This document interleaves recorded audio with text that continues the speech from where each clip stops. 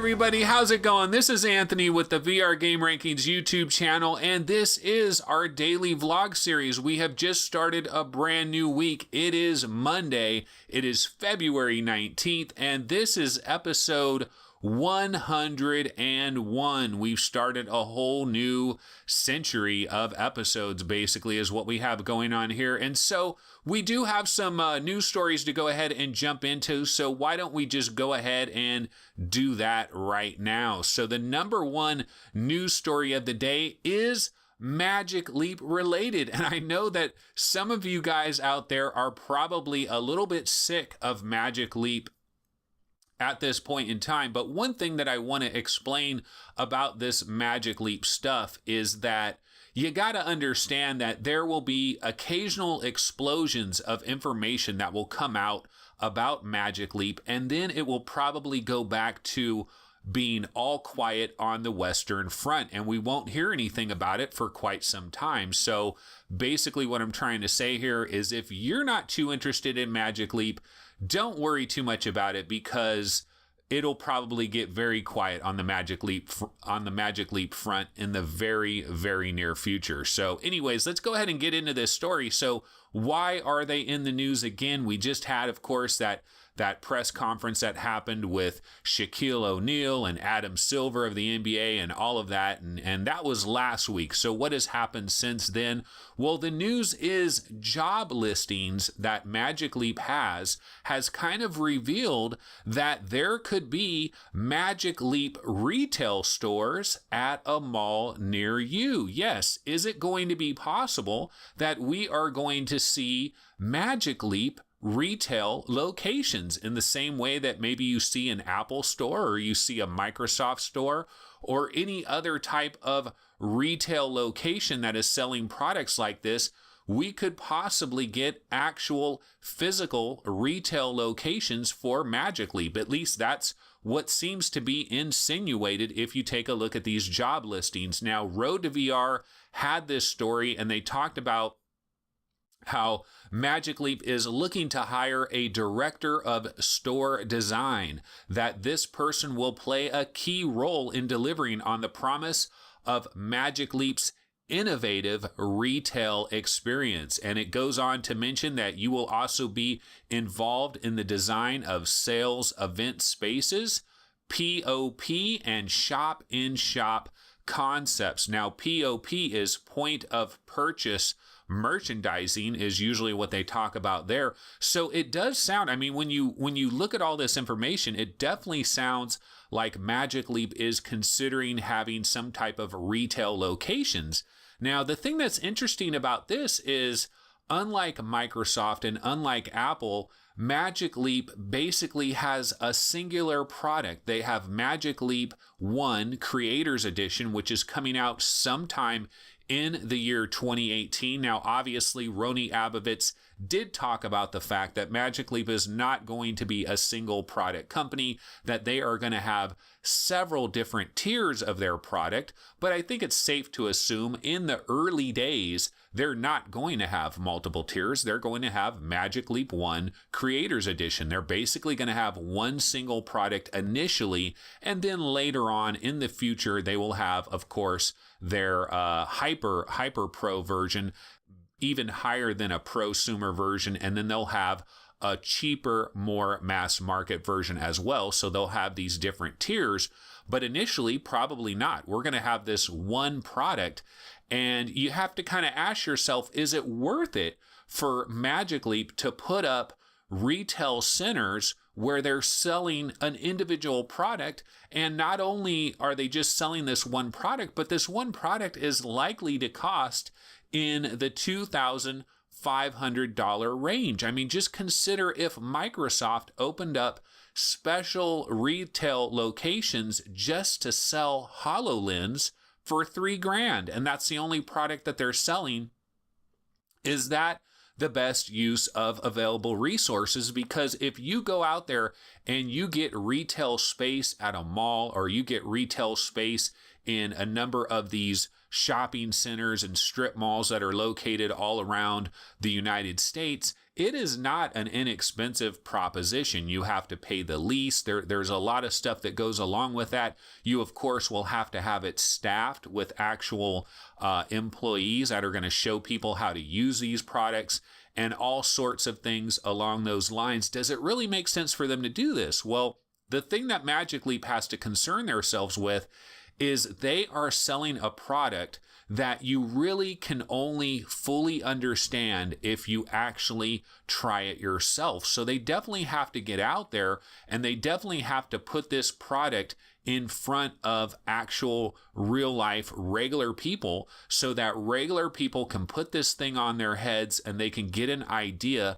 of what all the hubbub is all about when it comes to Magic Leap and when it comes to augmented reality and when it comes to light fields and all these sorts of things. Now, I originally assumed that maybe Magic Leap would work out some kind of partnership with, say, Best Buy, in the same way that Sony did this. Remember, before the PlayStation VR was released, Sony had a deal with Best Buy locations where you could go to specific Best Buy locations and you could try out the PlayStation VR well before the PlayStation VR was available. In fact, I remember myself going to a local Best Buy here in Sacramento, California, and waiting in line and trying out PlayStation VR. I remember the very first game that I ever tried on PlayStation VR was Battlezone, and I was pretty blown away by the experience overall, and I got a PlayStation VR pamphlet, and I remember leaving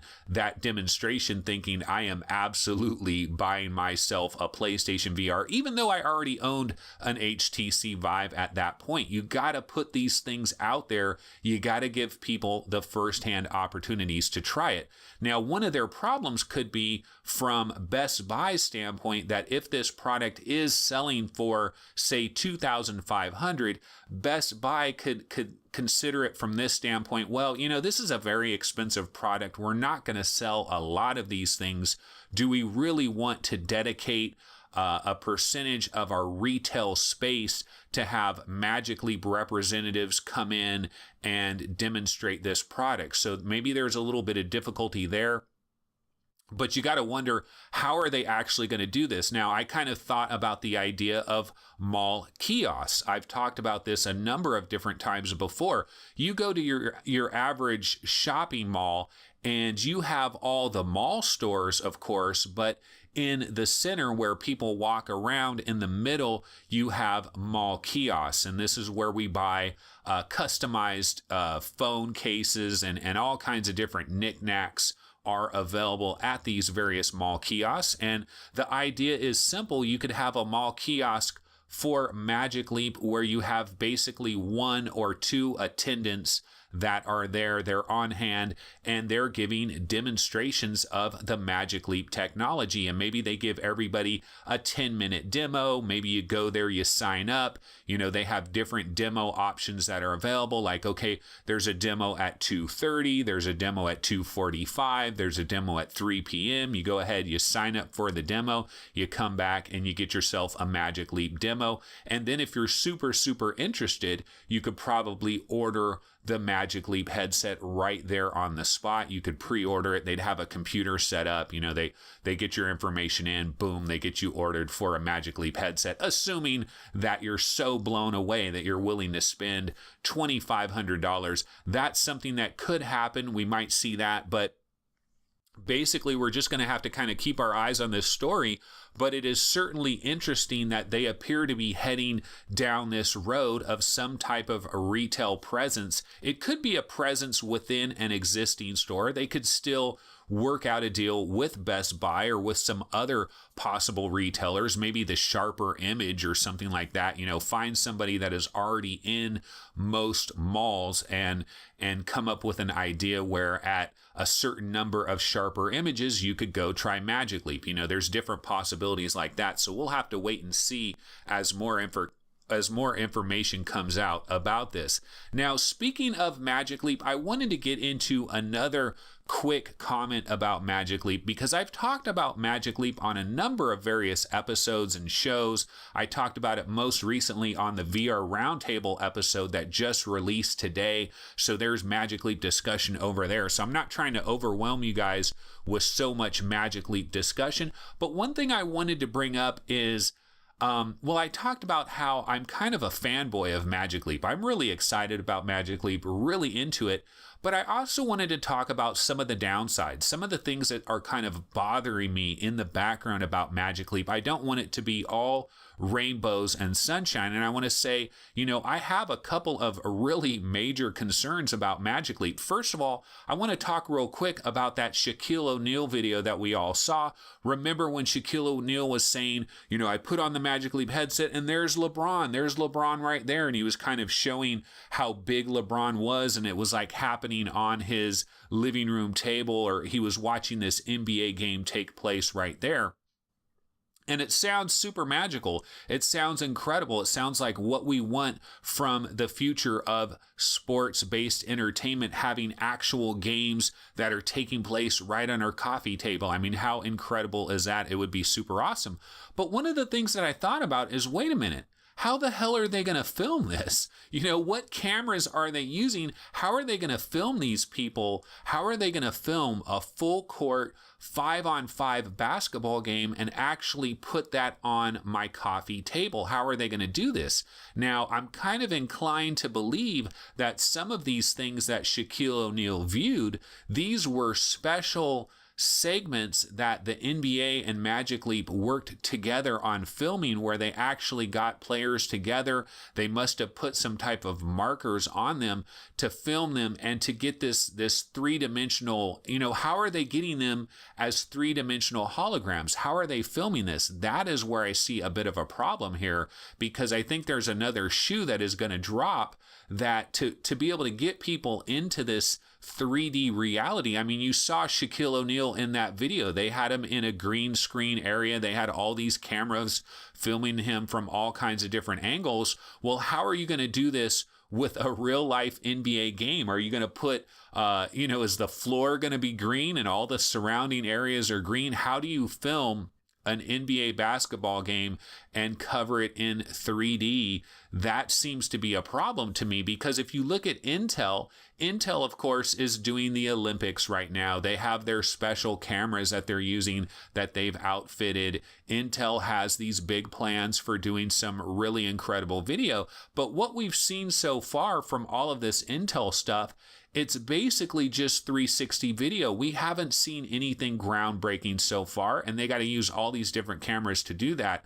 So that is a big question when it comes to Magic Leap. And then my other major concern with Magic Leap is darkness. And this goes to all AR products, because when we think about AR, the huge benefit of AR, the reason that everybody seems to think that AR is going to be the future and not VR, is this idea that you're not in an isolation chamber. That's one of the big negatives that everybody goes to when we talk about VR. A lot of people go into this idea, VR is an isolation chamber. You're cutting yourself off from your family. You're cutting yourself off from your wife or your girlfriend or your boyfriend or whoever happens to be in the headset. You're cutting yourself off from everybody else. You're isolated. There's some negatives there. What if someone's robbing your house? You don't know what's going on. You're not aware of things.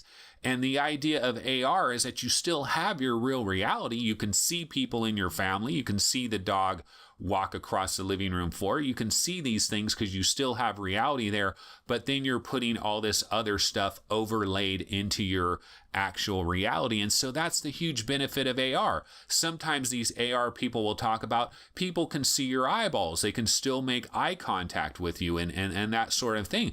But if we look at Avogant, if we look at HoloLens, and if we look at Magic Leap, there's a lot of darkness that is going on with these AR headsets. They kind of shield off, like HoloLens has that big visor that goes across you, makes everything really dark. Magic Leap appears like it's really trying to cut off a lot of light to make their holograms appear a lot better looking.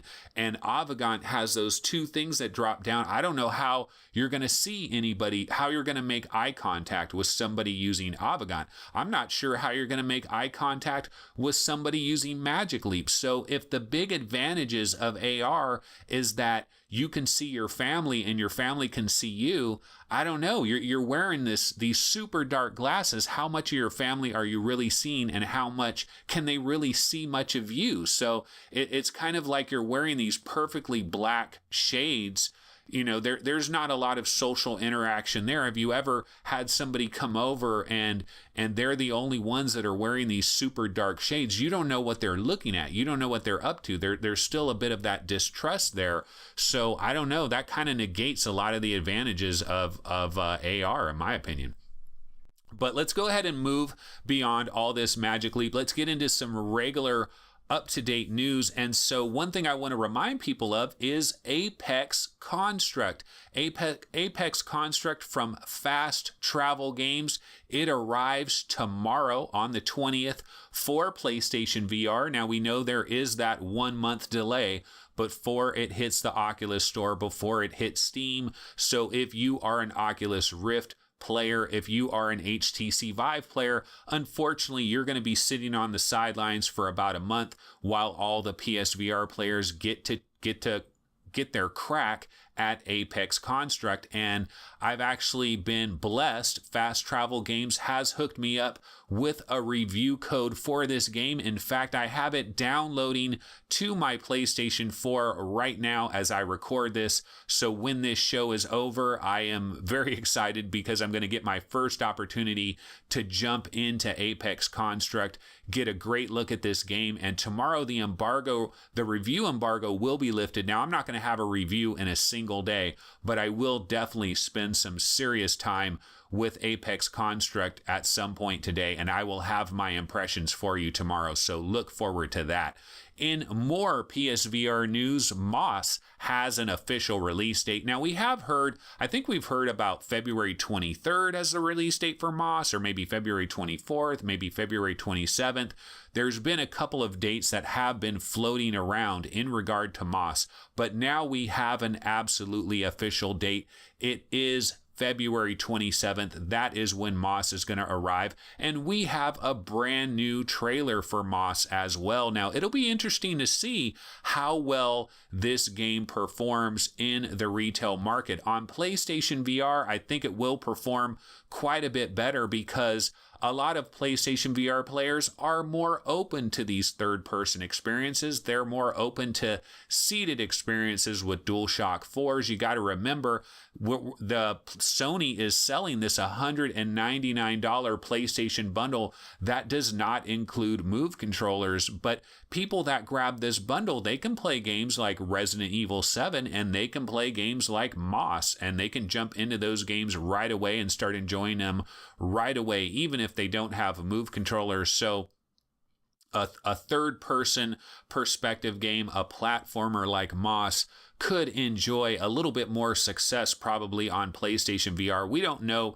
if Polyarc may eventually bring this game to the HTC Vive and Oculus Rift at a later date, but we do have Moss coming soon, and it does look quite well. And you know, one other thing I want to mention, and this is in regards to Moss, and this is in regards to Apex Construct. Do you remember a number of weeks ago, I was talking about how the first half of 2018 looks pretty light? Well, I was pretty off the mark with those comments, wasn't I? Because we have gotten Kin, we've gotten In Death, we've gotten Sprint Vector, we have Apex Construct coming out tomorrow, we have Moss coming soon, and then we also have Brass Tactics. I've talked for a number of times. I really feel like Brass Tactics, maybe I'm off on my own little private island here, but I feel like Brass Tactics, when it's all said and done, this game is going to be considered a top 20 VR game, period. Like, absolutely, period. Like, this is a game that is going to be mentioned with the likes of Robo Recall, with the likes of Lone Echo, with the likes of Arizona Sunshine and Fallout 4 VR, and just the biggest Space Pirate Trainer and Vanishing Realms and Raw Data and just some of the biggest games that we've had in VR to date, I believe Brass Tactics is going to be in that mix. It's going to be considered one of the absolute cream of the crop VR games that we have so far, like an absolute must-have kind of game. And so we're getting that game later this week as well. I believe that's coming out on Thursday, the full version of Brass Tactics. So my fear for the first half of 2018 has been very overblown. We got lots of stuff going on. It is a much better situation than I ever thought. That is a beautiful thing. A couple really quick stories before I go ahead and bounce out of here. Doom VFR. If you are a PlayStation VR gamer, you can grab Doom VFR for a pretty good price at Target stores. You can grab the physical version of this game. It is on sale at Target for $19.99. Not a bad deal if you happen to be a PlayStation VR owner that has not tried Doom VFR yet. And you can also order this from Newegg, and if you use a special Newegg code, you can actually get this game for about $17 shipped. Now, of course, that is if you happen to live in a state that does not, you don't have to pay the sales tax. Newegg doesn't charge you the sales tax depending on what state you live in. Of course, technically, you're still supposed to pay that sales tax at the end of the year when you do your taxes. Of course, everybody is official about this, and we all pay our taxes on every little thing that we buy, right? But there is this code. It is EMCPREW33. I'll go ahead and have this up on the screen as well. You can use this code at Newegg when you check out, and you can get the game for a great price. That is Doom VFR for PlayStation VR. Now, in other deals, Onward is the daily deal for Oculus. You might remember that I was kind of snarky about Orbis VR being discounted a whopping $4. That was the last daily deal that I talked about. Well, this daily deal is for Onward. It is on sale for $10. And by the time this episode is uploaded to YouTube, there should still be probably around 14 hours of this deal remaining. So as long as you don't watch this show like 3 days later or something like that, you should be able to still grab Onward for a mere $10, which is a great deal. That is a solid deal. I played Onward when they had that free weekend not so long ago, and it is a high quality game, definitely worth grabbing for a mere $10. All right, folks, that's going to go ahead and wrap it up for this Monday show. This again was episode 101. This is February 19th. We are in a brand new week, and definitely look forward to our show tomorrow because I will have my first impressions of Apex Construct, which is looking like one of the biggest releases in the month of February. So definitely excited about this. This game gives me a little bit of those what's that game? Horizon Zero Dawn. It gives me a little bit of a Horizon Zero Dawn flavor and a little bit of an Enslaved flavor. Definitely looking forward to trying this game out later today. It's another bow game, and I've been playing a hell of a lot of In Death, which is another bow game as well, a roguelike bow game. So it'll be interesting to kind of compare the mechanics between those two games as far as shooting arrows and battling these different enemies. All right, everybody, I'll see everybody tomorrow for Tuesday's episode. Take it easy. Later.